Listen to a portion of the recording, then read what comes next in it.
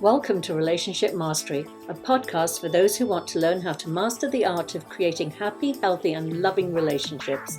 Please join me, Adey-Jones, and my co-host, Barry Selby, each Tuesday at 1 p.m. Pacific for a lively and informative conversation on everything to do with relationships.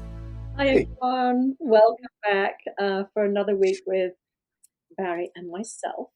Hi, Barry. How are you? I'm good, Dale. How are you? I am great. Surviving here. Lovely weather, isn't it? For a moment, yes. I know we got rain coming apparently, but it's nice to have sunny weather for a change. Which I know, of course, in California we should be complaining. I know exactly. No, it's been a very wet and windy season. But anyway, here we are today. And talking about wet and windy, no, actually,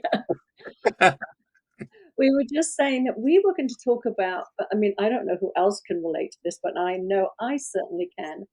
Why we are more critical of our partners, spouses, mates than other people in our lives. I think it's really an intriguing subject to look at. And even our children. Sometimes we're just more critical of our spouse than our children. So, yeah, I know for sure, as I said, hand up, I can identify with that. And I've asked myself that question quite often because I think I am so tolerant and understanding and loving and respectful of boundaries with other people and my children. And when it comes to my spouse, or my partner, I should say, I am a little freer with my comments. Let's just put it that way. Free with your comments. It's an interesting way of putting it. Yeah, I don't quite have the same filter as I do with others. So that's my confession. What about you, Barry? Well, being single, I don't have a spouse to do that with at the moment. However, Yeah. I do recall experiences of having that come up. And I mentioned before we started about how it's a question about, is it proximity making it somewhat easily critical or not? But I would suggest that there's something about being intimate in some level, not necessarily physically, but just emotionally, mentally, that maybe there's less of a boundary or a filter between what we're feeling, what we're thinking, and what we're saying. Absolutely. So definitely it's part of the conversation, but the question then becomes, well, why do we do it? No, exactly. You know? We're going to get into that. But Barry, you're Yeah. sidestepping the question. I just said to you, when you were in a previous relationship, did you notice that about yourself, or would you say you were pretty? I would say for me back then, being the type of relationship partner I was back then before I learned better, I would definitely keep a lot of stuff stuffed inside. So I definitely thought a lot of critical thoughts about my partner, but I didn't necessarily speak them out loud to them. So at least I was that either polite or withholding, depending how you look at it. I love that. Yeah, withholding, what I call that. It's fascinating, though, but it's really worth looking at. And you brought up a really good point, which is the proximity. Because I think what can happen for many of us, there's not so many reasons it goes into it. Proximity, yes. I think it has to do with, we can walk away from our friends when they've said something that we're not, hasn't made us happy or whatever like that, or our family. We can always get space. But when it comes to our partner and our children, we often like living in the same house. The proximity is more intense. It's more there. But I have to look at why, I have my adult son staying with me again right now. And I notice that I am less critical of him than I am of my partner. And that's why I'm like looking at this and thinking, what is it that I have this more of a clear boundary with my son that I don't have with my partner? So I'm asking myself why that distinction is there. And one of the things that I think comes up is it's many things, but one of them is that I think we are more emotionally invested in our partner. We see them as our life partner, and therefore there's just a little bit more on it. There's more pressure on it. I mean, as I said, with our friends and our family and our children, we know at some point we're going to have distance between us. But our life partner is usually, not in my case necessarily, but that we're under the same roof. We're in very close proximity. And there's more opportunity to feel where there are differences, or to be more critical, putting it in another way. What came up for me was thinking about that is, and I know this is going from my own history, is there was something about where a partner I was going to say violates the wrong word, but doesn't match our expectations. And so what happens? We create, and this I think we all, I think we all do this. I don't think it's just me, but we do create to a degree a form of fantasy about our partnership with that partner. Even when somebody's physically in front of us, we still have an illusion, it is illusion, of what's possible when it's not physically possible. And so with this disparity of what's inside and what we're getting on the outside, that we then don't have any way of navigating except to feel like there's a something wrong with it. And so Exactly. it becomes Yeah, I love that. And you said it beautifully. And it's so true. We have this expectation, this idealized version of what a relationship should look like and how we should Mhm. feel. And whether we're whether we're based in reality in our relationship or not, we do have that picture that we try and sort of place on top of our partner. And if they're not fitting in within that frame, we're like, hang on a minute, pull in a bit here, pull in a bit. right. Okay, now you're fitting in my frame. But yeah, it's an expectation, and it can set us up for um, some very uncomfortable situations in our relationship. Absolutely. In Mhm. fact, that's the thing is that it can be what makes the relationship uncomfortable because we don't know we haven't learned how to navigate that, but also how to change our internal reference point. Because what's really going on, it's nothing to do with them anyway. It's really all internal to us. And that's where the work is always. So we know that. Yeah, no, I'm thinking back to a show we did a few weeks ago about the Enneagram, and I was saying that I'm a four, and a four in particular does have this sort of fantasy. It's often based in some type of abandonment from childhood. And we have this fantasy of this idealized relationship. But Mhm. knowing that about myself, whenever I'm ready to go and say something, I'm like, Del, you're a fool. Be quiet. You are. You have very high expectations. Stop now. Right. But the thing is, when we're not all fours. So what about the rest of us who aren't fours? How do we, why we do that too? Because I think it transcends necessarily our Enneagram type because from what my experience is that we do carry that inside. And it may be whether it's the way we were raised or the beliefs we read from reading stories or watching shows or movies that gave us that fantasy viewpoint. That when reality hits home, the cold, hard reality image, it doesn't match that. And then we have this internal, visceral reaction to it. Yeah. No, and you're right. I'm sort of joking about the Enneagram. It's my little internal alarm to say, you know, wake up. You're being your expectations are unrealistic. Sort of don't go down that path. Don't try and change your partner. Don't be overcritical. But going back to the other thing again, I think it is that sort of familiarity breeds contempt, as they say. Indeed. We get very comfortable with our partners, so therefore we are more apt to speak before we think, or we're Mm, more apt to sort of have an unhealthy boundary sometimes. I know that I would say things to my partner that I would never say to my friends and my children, right. such as being a backseat driver. Oh, that one. That's a whole other show unto itself. Well, yeah. I mean, I still think that it was definitely a woman that created GPS so that men could actually listen to directions without judging it. I love that. That's really funny. Yeah. So we've covered the sort of the emotional investment, which is unfortunately, I mean, my God, I always say this is my little heart here, it's my little crystal heart. We so often just give over our personal responsibility to taking care of ourselves to our partners, and we are like, here, take my heart, take care of it Mhm. like I would. Well, let me just tell you that that's not the way I would take care of my heart. you know Exactly.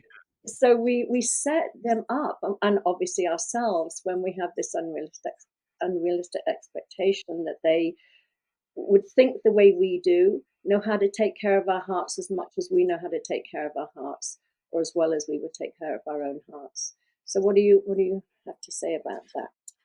Well, I agree with that. And I think in some ways we have this illusion or this fantasy about what a relationship is like. So we think that a partner should be a mind reader, should know what we're even thinking. They should be telepathic. So of course we then judge that they don't do what we think.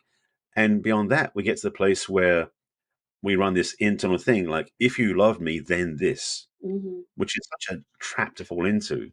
So it really is at recognizing, and we choose a partner, and this is the other way of doing it that's more positive, is this partner's different from what I expected. Let me learn about what they're about versus trying to put on top of them this assumption of how they should be to be with me. Hmm. You know?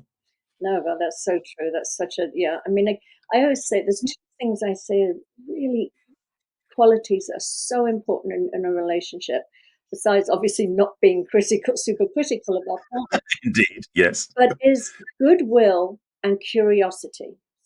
I Mm. think if we have in the forefront of our minds that to maintain the, I always call it bank account of goodwill in a relationship. You and Mm. whenever we're critical of our partner, we're subtracting from that bank account. So it's so important to keep filling that bank account up again with goodwill.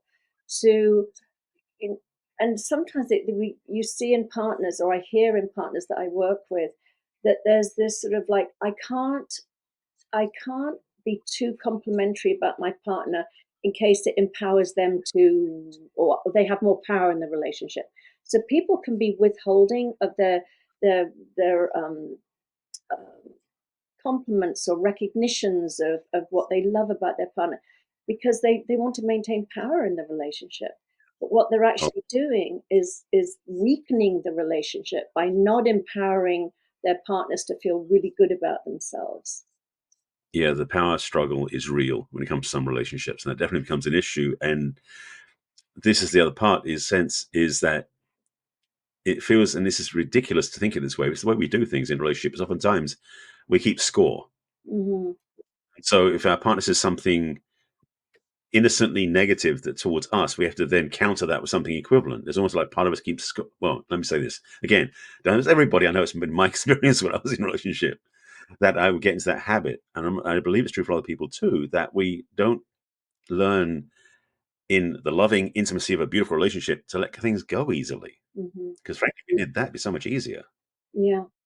No, I know it's very true. And then the other one, we were talking about goodwill, and the other one I would say is curiosity. And I love you mentioned that word earlier, and that's what I loved about that is, when we choose to become more curious rather than judgmental, when we Right. have that humility to just be like, you know what, I don't know what's going on here. Let me just be curious. Let me ask.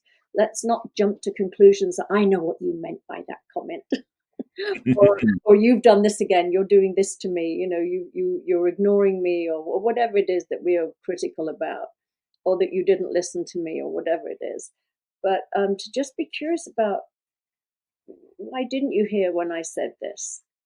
Was your mind somewhere else, or was it not important to you, or did you? But just be curious, have a conversation. And the other part, I mean, harking back to our USM skills, perception checking is one of these things that we forget to do. And I remember from that when we first learned it back in USM and how we use it so many times. It's so interesting how when we hear something, we don't necessarily hear what they're actually saying. We're actually making up what we think they're saying Hmm. rather than saying, okay, what I heard you say was this. Is that accurate?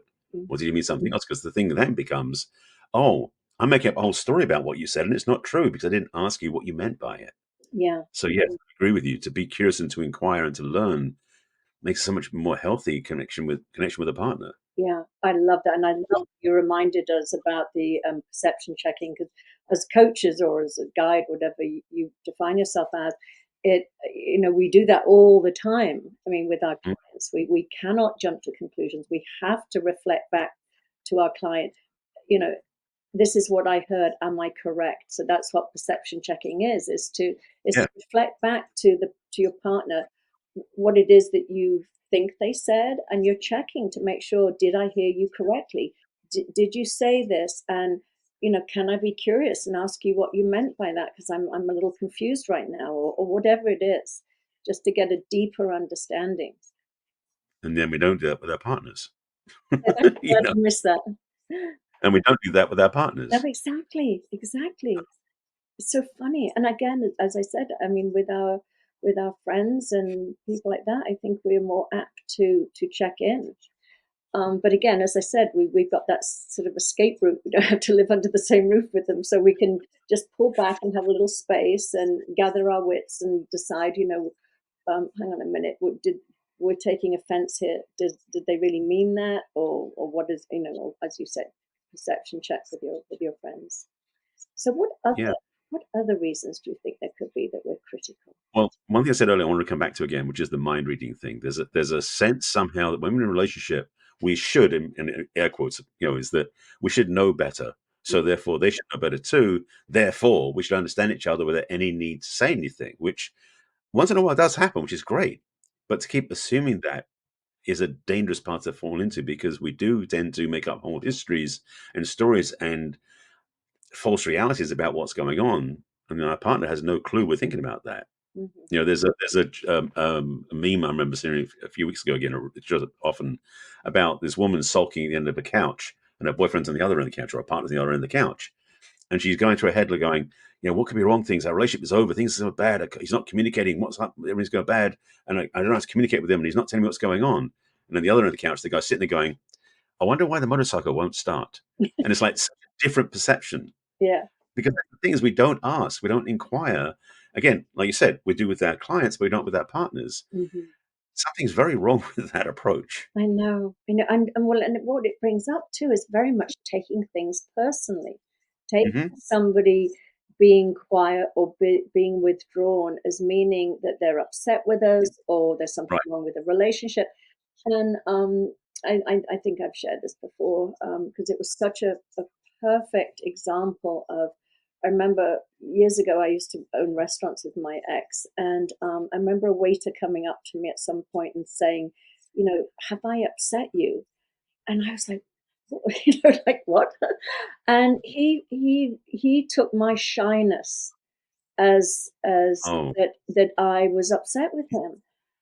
And thank goodness he said something to me, so I was able to say, absolutely not. And the furthest thing from it, but it had me self-reflect and realize that my going inside with my own internal dialogue of whatever it was that was going on when I was insecure or shy or whatever it was when I was younger was had nothing to do with him. And thank goodness he did perception check. He did say, have I done anything? And I was able to assure him that it was absolutely nothing to do with him, but it also had me reflect on how my behavior can affect those around me innocently, completely innocently, and to maybe sort of get out of my own head at times and be more aware of who I'm impacting around me in what way. I absolutely agree. I remember way back when I first started in the personal development work, I was in a seminar where they gave us negative feedback, and then the feedback I got a lot from people was I seemed very aloof and stuck up. And I don't come from a very highbrow. I come from a working class family back in England. So the idea of being stuck up, which in my mind meant posh or upper class, which I didn't believe it was, it really was kind of like, how did you see that? Yeah. But it turned because I didn't because at that time I was kind of like you were, somewhat shy and not so much a shy, but withheld. I wasn't comfortable communicating or sharing or even smiling, frankly. Hmm. So people assumed things about me that weren't accurate because I didn't give them anything to work with. Yeah. So I definitely have learned, and as you said perfectly, it's like recognizing that when people have perceptions of us, sometimes we need to go, hang on, that's not who I am. This is who I am. Look over here. But in switching to relationships, since that's the topic in our partnerships, is again, I think we have this bad habit of making up assumptions. We make up rules or we make up stories that they must know about us because they're with us. Therefore, they should know. I shouldn't need to explain things to them. Again, all the shoulds that come out of our heads. And the reality is, it doesn't hurt by any means to say, just want to check to make sure that what I am feeling you're getting or what you're feeling I'm getting. So we can stay in connection. Because connection really is ideal in a relationship if we do the work to make that happen. Mm-hmm. Yeah, no, absolutely. I love that. Yeah, that's such a great one. We learned so many wonderful tools at USM. Perception, yeah, self-forgiveness, perception checking, yeah, all of those. So, Yes. and that thing about, again, just going back over a few points we made, that lack of boundaries, again, that goodwill. If we have goodwill towards our partner, why on earth would we trample over boundaries that are really healthy in a relationship? Why would we, literally trample over them or throw them out the way when we're in partnership with somebody? It's like they're not necessary. Hmm. But a healthy boundary isn't so much, people have this impression that it means that this is my boundary out there. You must not cross my boundary. Well, I talk about internal boundaries, and the internal boundary is the one that has you stop and say, is what I want to say right now helpful? useful? Is it going to enhance the relationship and the closeness, or is it going to erode that bank account of goodwill we were talking about? To have Right. that internal boundary to stop and check before opening your mouth. Having that forethought or presence of mind to not let our mouth talk when we shouldn't, sort of thing, to actually have the ability to stop and consider what we're saying. Because, and again, it's something as you said before, and I want to underscore it again, is that sometimes we have better skills with other people we're not close to than we are with the people closest to us, which is crazy in a sense. But it's interesting how we just forget all of our skill sets when we're with somebody close to us because we make up some rule about it or some thing versus saying, you know what, let me just be clear. I'm going to say nothing right now and listen, or I'm going to just check what I'm saying has actual care, heart, and message and compassion in what I want to say, because that's the other part in a relationship. Oftentimes, people say things to each other in an intimate relationship where there's not much compassion involved or care or even presence of mind. So we say things, then our partner goes, "What?" And that creates all the discord that happens. So a lot of relationships, frankly, end because of this, not having this willingness to have conscious communication between us. Yeah.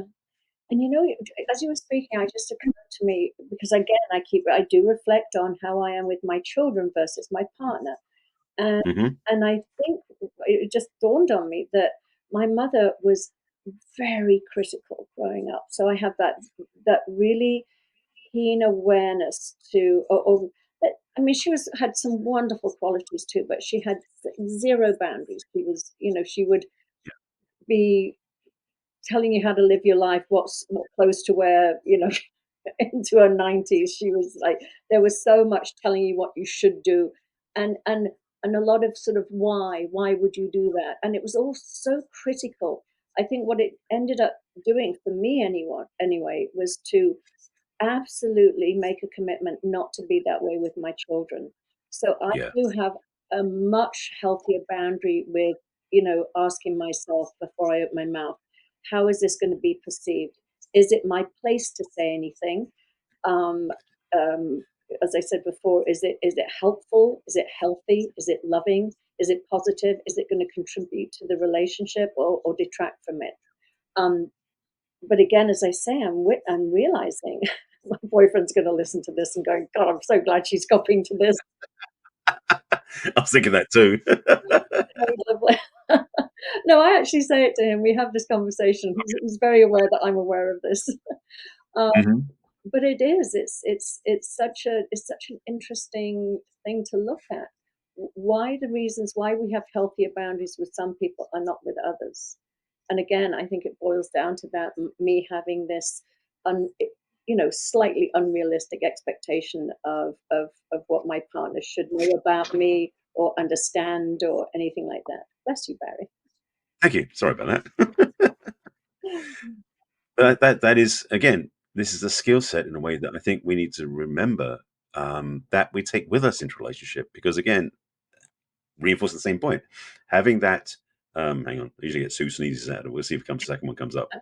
When we are with some other people, there's almost this, because they're stranger to us than our closest person, that it's more important to have boundaries or to demonstrate we actually do understand and listen to them, but we don't need to do that with, again, someone closest to us. And I'd love to flip that around and make our most quote important relationship, the one that's with us, the partner, have the most respect, the most connection, the most healthy boundaries, the most in self-aware conversations with. Hmm.